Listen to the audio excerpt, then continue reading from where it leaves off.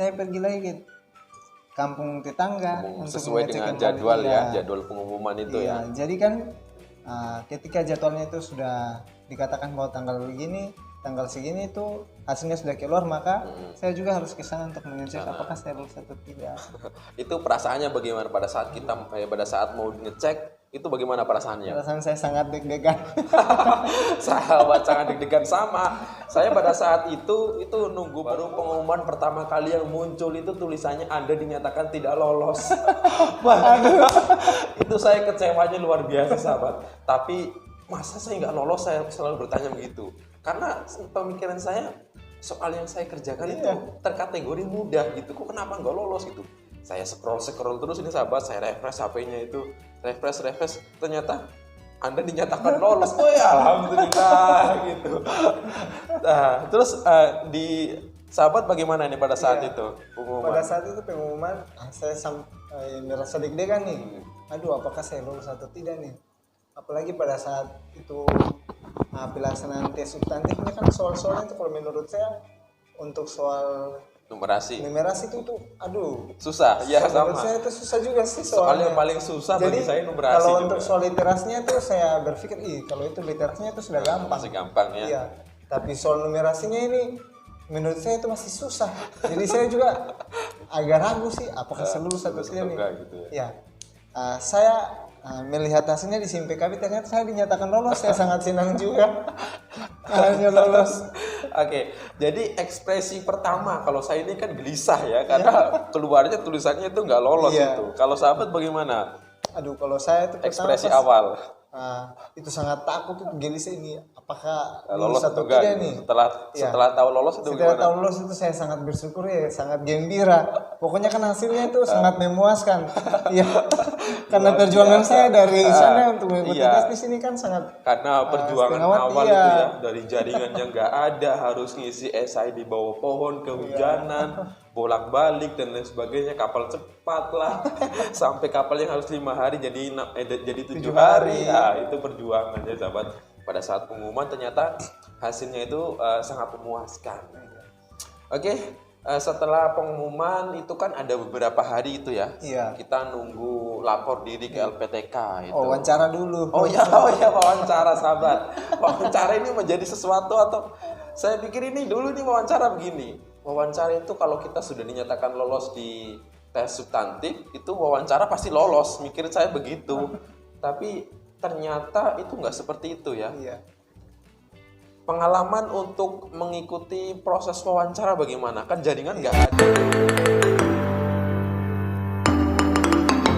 Ketika tes wawancara, saya berpikir ketika saya mengikuti lagi pergi ke desa tetangga, saya takut ketika sementara mengikuti wawancara jaringannya itu hilang. Maka saya harus menyeberang lagi ke kabupaten. Menyeberang jauh berarti? Iya, jauh. Jadi saya menyeberang ke sana. Tesnya itu saya dapatnya hari Jumat. Saya berangkatnya hari Selasa. Iya, jadi hari Rabu Kamis saya belajar di sana. Iya, naik cepat berarti. Iya. Jadi saya belajar nih. Pada saat hari Jumat kan saya orang pertamanya. Iya. Pagi berarti jam 10 ya. Aduh, saya sudah siap-siap, ternyata lampunya tiba-tiba mati. Listriknya mati. Terus bagaimana? Saya sangat gelisah, saya nanti dinyatakan tidak lulus nih, karena saya belum masuk ke Zoom-nya. Saya harus pergi lagi mencari orang yang menjual pulsa. Ketika saya pergi membeli pulsa, saya mendaftar paketnya, saya masuk ternyata belum ada dokter yang masuk. Wawancaranya. Saya juga pada saat itu mengikuti seleksi wawancara ya, tahap terakhir itu pas di hari Jumat juga. Jadwal saya itu di jam kedua, karena saya ini kan muslim ya, jadi otomatis kena di jam 12 pas sholat Jumat sahabat. Jadi saya langsung koordinasi dengan admin minta diundur waktunya. Jadi saya mulai wawancara itu jam 2. Jadi seperti itu. Jadi masih ada kelonggaran lah kalau wawancara untuk jadwalnya. Tapi yang prosesnya ini, proses wawancara nih, kalau saya rasakan itu di wawancara itu luar biasa. Pokoknya digali sampai ditanya terus, pokoknya kalau orang itu gitulah, luar biasa sekali. Itu bagaimana pengalamannya? Iya, kalau saya itu kan Setelah masuk ke Zoom, terus diberikan sapaan salam, kemudian ditanyakan, apakah sudah siap untuk diwawancarai? Iya. Iya, saya mengatakan bahwa saya sudah siap. Awalnya kan informasinya kan Saya masih 1 jam 30 menit, jadi 30 menitnya itu simulasi mengajar, tetapi ditiadakan dan Semuanya langsung diwawancara. kepada wawancara. Ya. Saya diwawancara itu ditanya pertanyaan itu sampai saya itu menggaruk kepala saya itu nih. Saya mau jawab apa lagi nih, saya sudah tidak tahu. Soalnya luar biasa sekali sahabat diwawancara. Dari jawaban yang kita berikan dijadikan pertanyaan lagi. Soalnya kalau kita diwawancara pada saat itu pengalaman saya, kita sudah menjelaskan begini. Iya. Pasti penjelasan kita menimbulkan Pertanyaan baru. pertanyaan begitu sahabat. Bahkan saya tuh sampai, saya mau bilang apa ini? Saya juga. Bagaimana sampai wawancara bilang, apakah masih ada contoh lain lagi? Saya sebenarnya masih ada, cuma saya bilang sudah nggak ada, Pak. Kenapa? Saya merasa, kalau saya bilang ada pasti akan tambah panjang ini. Iya. Jadi begitu sahabat-sahabat. Jadi bagi kalian yang nonton video ini ya, mungkin ya sudah nggak ada lagi si wawancara PBG Prajabatan, tapi siapa tahu nanti kedepannya ada gelombang ketiga ya sahabat-sahabat. Karena kuotanya itu kan besar ya. Iya. Sekitar berapa? 40.000 ya. Iya. Sedangkan untuk gelombang pertama yang ikut itu sekitar 32.000 sekian. Yang lolos sampai ikut kuliah itu sekitar 13.000 ya. 13.000. Sekitar itu. Itu seleksinya sangat luar biasa sahabat. Jadi bagi kalian yang nanti akan mengikuti seleksi tahap 3 atau yang sudah ya, ini menjadi sebuah cerita lah, lelucon ya sahabat-sahabat semua, pengalaman-pengalaman yang menarik penuh dengan perjuangan sahabat-sahabat. Oke, kita langsung lanjut nih ya. Setelah kita wawancara, itu ada pengumuman lagi. Iya. Itu perasaannya bagaimana menunggu pengumuman wawancara? Perasaan saya juga ngerasa deg-degan nih, karena menurut saya, pada saat wawancara itu beberapa pertanyaan yang saya jawab yang dikatakan bahwa tidak boleh menggunakan kata mungkin, saya menggunakan kata mungkin. Iya, sama. Kan dikatakan bahwa tidak boleh menggunakan kata mungkin, tetapi beberapa pertanyaan saya menggunakan kata mungkin. Harusnya Maka sesuatu saya yang merasa deg-degan, pasti saya dinyatakan tidak lulus karena Banyak pada mungkin awalnya ya. itu saya sudah dikatakan bahwa tidak boleh menggunakan kata mungkin. Iya. Nah, dalam pelaksanaan saya menggunakan kata mungkin itu sangat mungkin gitu ya. Iya. Iya sahabat, jadi pada saat kita wawancara itu memang kita ditanya sesuatu yang sudah kita pernah Iya. lakukan gitu. Jadi bukan progres, tapi pengalaman apa-apa gitu. Kadang-kadang saya sendiri juga mau menyampaikan hal itu jadi sebuah progres itu. Kayak mungkin nanti seperti ini Bu. Padahal itu nggak boleh, sampai saya juga ditegur beberapa kali gitu. Sampai saya mikir, ini apakah nanti saya lulus apa yang enggaknya gitu. Oke, selanjutnya. Saya juga pergi ke desa sebelah karena jaringan lagi ya. Ada, saya harus mencari jaringan lagi karena kebetulan hari itu saya sedang mengikuti ibadah kaum pemuda. Nah, di desa tersebut kan kebetulan ada jaringannya. Iya, Tapi harus menggunakan ya. HP gini nih, sandarnya nyari-nyari gitu. Iya, nyari-nyari gini nih. Tapi menggunakan hotspot dari teman. Ini kalau kita naruh-naruh HP begini, dikira orang lagi nyutingin semut apa? Iya, jadi menggunakan hotspot dari teman. Ketika saya mengecek hasil saya, ternyata saya dinyatakan lulus. Saya sangat senang sekali. Bahagia sekali di situ. Iya. Jadi ternyata ada kontribusi sahabat juga ya. Iya. Itu berupa hotspot sahabat-sahabat, nggak apa-apa. Semoga perjuangan sahabat yang telah memberikan hotspot dimudahkan segala urusannya. Oke, lanjut. Kemarin kan kalau saya nggak lupa itu ya. Kalau menurut saya sih ya Pak, sahabat, itu seleksinya kan pertama seleksi administrasi, iya. substantif, wawancara. Kalau saya ada satu lagi, yaitu seleksi kampus. Kampusnya itu jauh dari tempat tinggal saya sahabat. Jadi itu menjadi, dulu saya sempat mikir ini mau diambil atau enggak gitu. Sampai saya konsultasi ke orang tua, ini saya tembus tapi di provinsi lain, ini bagaimana saya mau ambil atau enggak. Dulu kalau orang tua saya bilang gak usah diambil sudah, kalau saya nggak berangkat sekarang sahabat. Tapi kan orang tua saya bilang diambil gitu. Setelah dinyatakan lolos wawancara, ditentukan kampus yang jauh ini menjadi sebuah kecewa sekali dulu saya sebenarnya. Kenapa saya nggak di kampus di sini aja sih gitu loh, yang dalam satu provinsi gitu, dekat kan. Harapan saya itu kan di provinsi sendiri kan ada. di Ternate, tapi ternyata saya harus dilempar yang cukup jauh lah ke Maluku. Jadi saya ketemu sahabat satu ini yang punya, setelah dia cerita perjuangannya, ternyata perjuangannya lebih berat daripada saya sama-sama semua. Setelah pengumuman itu kan ada beberapa hari itu untuk lapor diri, itu bagaimana? Dan pada saat lapor diri, nah batas penutupannya itu batas tanggal 28 September Iya, itu tidak sekitar salah. itu 28. Iya. Nah, sedangkan saat itu kapalnya tidak ada. Oh, tidak ada kapal, masih di kampung tidak ada kapal. ya? Saya masih di kampung karena jaringannya tidak ada. Nah, kemudian kapal cepatnya juga lagi docking, tidak keluar. Kemudian saya blank, tidak tahu mau lakukan apa. Ini apa yang mau saya dilakukan? panik. Sudah setengah mati mengikuti tes, berbagai cara saya sudah lakukan. Dan ketika kalau saya tidak pergi untuk kuliah kan mubazir sekali, iya, perjuangan saya sudah berat, dan ketika saya tidak datang itu kan sangat mubazir bagi saya. Betul. Saya harus berusaha. Saya mencari cara. Saya berkomunikasi dengan Pak Admin. Ya, saya bertanya, Pak, apakah saya masih diberikan kesempatan untuk berkuliah ketika saya tidak mengikuti orientasi? Orientasi pertama, saya juga nggak lihat. Iya, karena tidak ada kapal. Alasannya tidak ada kapal, karena memang benar kapalnya tidak ada. Saya tidak tahu mau datang dengan apa ke sini, tidak ada kapal. Apalagi penutupan lapor dirinya itu batas tanggal 28. Akhirnya saya disuruh untuk mengirim berkas secara online. Dan pada saat itu ada beberapa berkas yang tidak ada. Misalnya seperti karena saya belum vaksin ketiga, saya diminta harus masukkan hasil PCR. Hasil PCR kalau 3 kali 24 jam dan keterangan sehat jasmani dan rohani. Pada saat itu semua penutupan, saya lagi dari kampung ke kabupaten, karena di kampung kan tidak ada rumah sakit, yang ada hanya di kabupaten, tapi baru satu RSU. Saya nekat ke sana menggunakan speed sendiri 300.000 loh. Itu satu perjalanan atau 2 kali bolak-balik? 2 kali bolak-balik, tapi kebetulan baliknya itu ada selagi dengan orang. Jadi agak murah ya? Iya, agak murah karena membagi. Bagi harga lah. Bagi harga. Saya ke sana, namun ketika sampai di sana di RSU tersebut tidak bisa melakukan tidak rohani, bisa, kesehatan rohani. Kesehatan rohaninya bisa, jiwanya tapi, bisa. Iya, rohaninya tidak bisa, tapi rohaninya nggak bisa. Tidak bisa di rumah sakit itu. Kemudian di sana juga tidak bisa membuat hasil PCR. Jadi perjalanannya dianggap sia-sia menurut saya itu. Tetapi tidak apalah, karena masih berarti, karena sampai ke sana saya bisa mengirim beberapa berkas yang dimintakan. Ya, seperti itu. Jadi ada berkas yang kosong ternyata ya pada saat dikirim ya, tapi pihak kampus memberikan kelonggaran.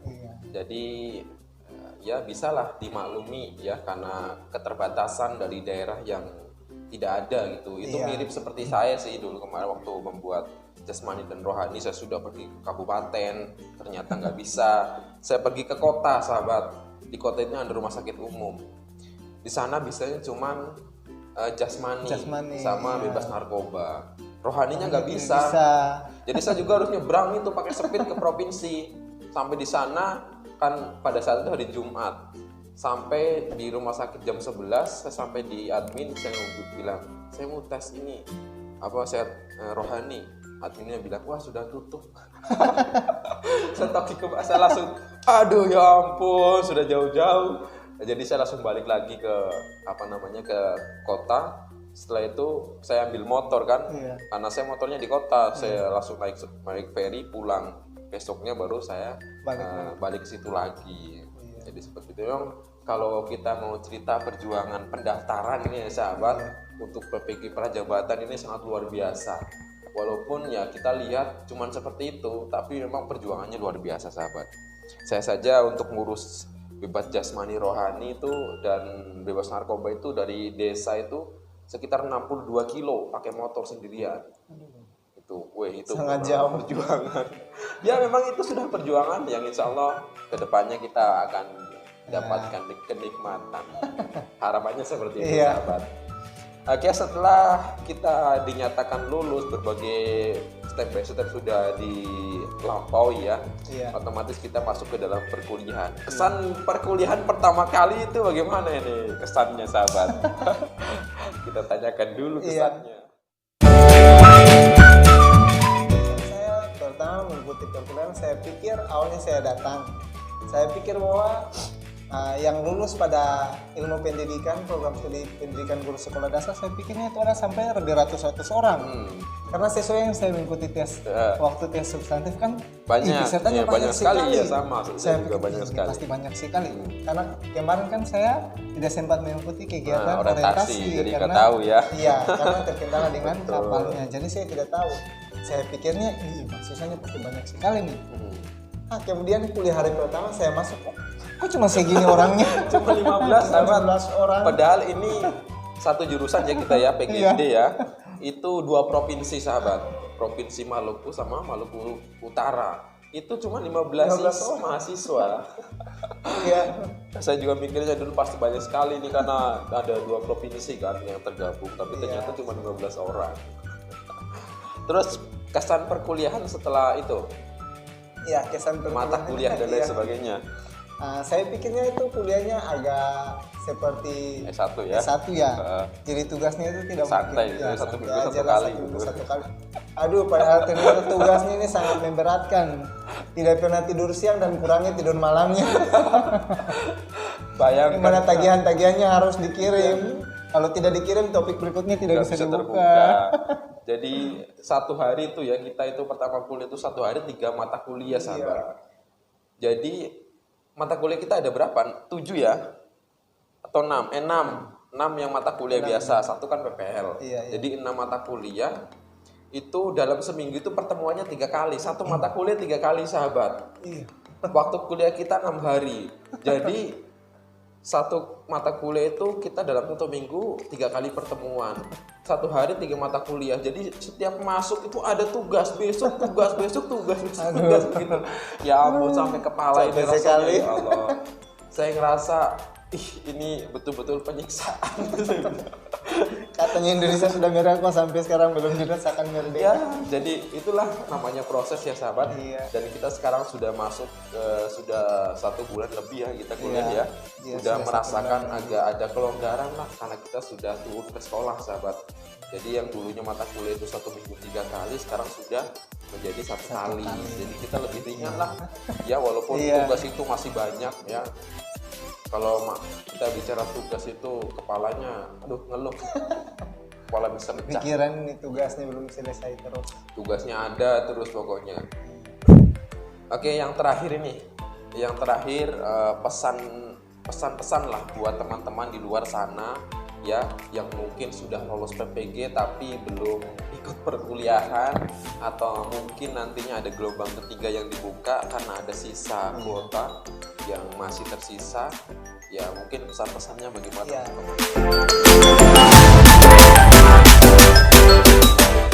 Untuk teman-teman yang sementara ini sedang berjuang untuk mengikuti tes tahap ketiga atau yang sementara berjuang mengikuti tes wawancara, tetap semangat. Apapun yang dilakukan harus tetap semangat.